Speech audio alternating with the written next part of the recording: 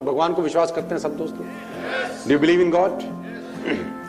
तो कहते हैं कि इस युग में हनुमान जी विराजमान है। तो हनुमान जी को मालूम चला कि रामदास रामायण लिखता है इस दुनिया के अंदर कलयुग में, और बड़ा अच्छे तरीके से लिखता है। तो कहते हैं कि हनुमान जी पहुंच गए बिहार के उस गांव में, उस पेड़ के नीचे जहां रामदास 30-40 लोगों को बिठाकर रामायण सुनाता था। तो हनुमान जी भी कहते हैं कंबल अंबल लेके बैठ गए। रामदास रामायण की चौपाइयां गा रहा है। आज के हिसाब से हनुमान जी को रस पैदा हो रहा है, स्मृतियां दौड़ रही हैं, वही सब आंखों के सामने प्रतिबिंब घूम रहे हैं।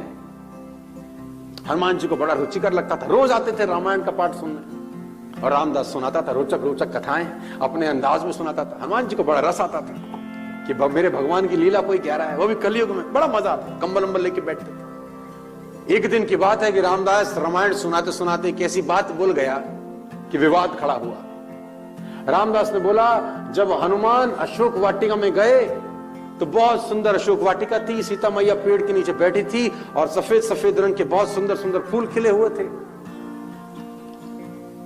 हनुमान जी ने बोला, रुक जाओ, यहीं रुक जाओ।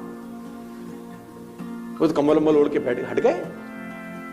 उसने बोला, क्या बात है, कौन है भाई? उसने बोला, नहीं नहीं नहीं, तू ठीक कह रहा है, तू अभी तक तू जितनी बातें बताई मुझे बड़ी रुचिकर लग रही थी। वही स्मृतियां दौड़ आई, वही राम, वही लक्ष्मण, वही भरत, वही शत्रुघ्न, वही सुग्रीव, वही बाली, वही सूरज को निगलना, वो सब मुझे वापस स्मृतियां दौड़ने लगी। अच्छा लग रहा था, लेकिन यहां तो तू गलत लिख रहा है। जब अशोक वाटिका में हनुमान पहुंचे तो फूल लाल रंग के थे। उसने बोला, कौन है बेटा? लिख मैं रहा हूं, तू कौन है? और जो मैं लिख देता हूं सुधार नहीं करता, फूल सफेद ही रहेंगे। तूने सुनना, सुन, निकल। उसने बोला, हद होगी, कंबल अंबल हटा दिया। बोले, मैं ही हूं। उसने बोला, तू कौन? अरे बोले, मैं ही गया था, फूल लाल रंग के थे रे। उसने बोला, हम नहीं मानते भाई। उसने बोला, तेरी सारी रामायण समझ में आती है, लेकिन यहां तू इसको ठीक कर, जनरेशन को मैसेज गलत जाएगा। अब विवाद होने लगा, तो विवाद का समाधान कैसे हो? तो बोला, बैठ कंधे पे।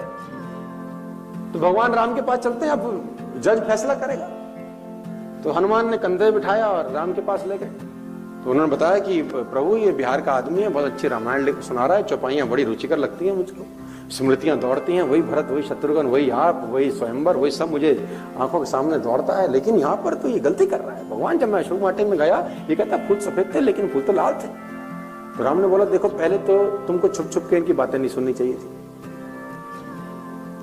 और अगर छुप छुप के सुन भी रहे थे तो पंगा लेने की क्या जरूरत थी? क्यों बताया तुमने? और अगर ये सफेद लिख रहा है तो रहने दो, तुम क्यों बीच में उंगल करते हो? उसने बोला, हद हो गई ना, ये गया था ना आप? अबे गया तो मैं था।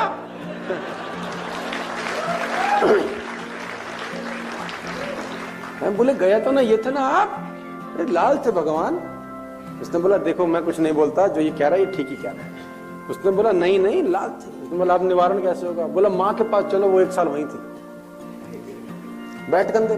तो रामदास फिर कंधे बैठा, माँ के पास ले गए। बोले, सीता मैया, ये रामदास है, ये रामायण लिखता है, बड़े अच्छे तरीके से सुना रहा है, मैं रोज जाता हूँ सुनने, और रुचिकर लगती हैं बातें, स्मृतियां दौड़ती हैं, लेकिन आज अड़ंगा खड़ा कर दिया। मैं आपसे जब मिलने आया तो फूल तो ये कह रहा सफेद रंग के थे, लेकिन माँ, फूल तो लाल थे। तो माँ ने बोला, हनुमान, सफेद लिख रहा है तो रहने दो, तुम क्यों अड़ंगा डालते हो?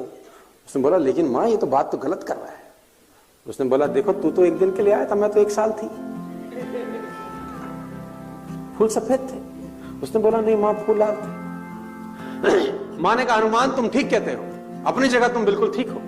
जब तुम लंका में आए अशोक वाटिका में मुझे मिलने, तो तुम्हारे भगवान की पत्नी को कोई हर लाया था, तुम विध्वंस करने को तैयार थे, मारने काटने को तैयार थे, आंखें खून में सनी हुई थी, इसलिए सफेद फूल भी तुमको उस दिन लाल नजर आए। फूल तो सफेद ही थे। तो आप जिस नजर से नेटवर्क मार्केटिंग को देखेंगे, नेटवर्क मार्केटिंग आपको वैसी